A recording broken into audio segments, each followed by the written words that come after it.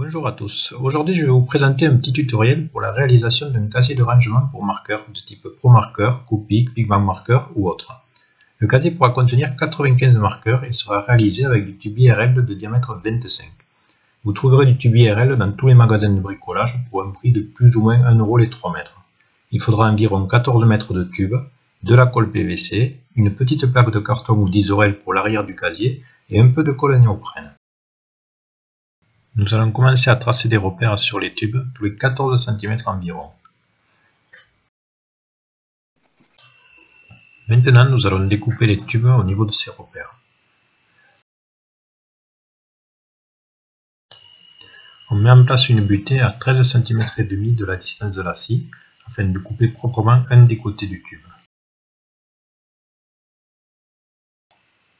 On coupe nos tubes en faisant attention à ses doigts bien entendu.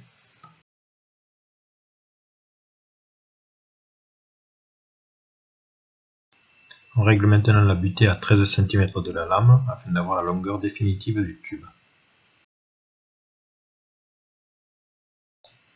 On coupe le deuxième côté du tube maintenant, toujours en faisant attention à ses doigts bien sûr.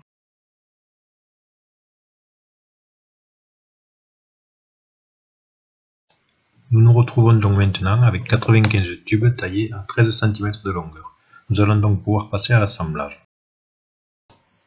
On colle les tubes un à l'autre en faisant des plaques, une fois de 10 tubes, une fois de 9 tubes, qu'on posera en alternance ensuite les unes sur les autres.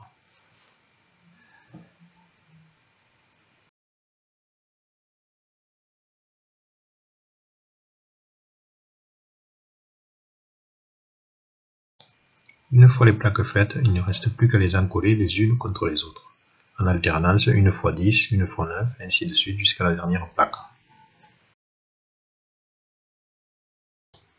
Maintenant que nous avons fini notre assemblage de tubes, nous posons le tout sur la plaque en isorel afin de tracer le contour.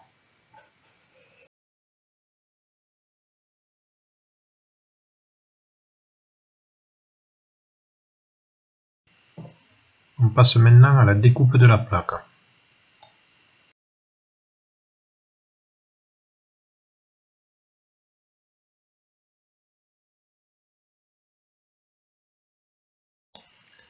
On ponce un petit peu les angles.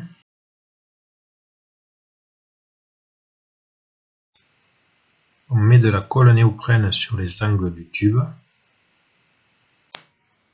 On pose l'ensemble des tubes sur la plaque en carton afin de marquer les emplacements où il y a la colle. On laisse sécher. Une fois que la colle ne colle plus au doigt, on pose l'ensemble sur la plaque, on met un petit pot dessus pour attendre que ça sèche, et voilà.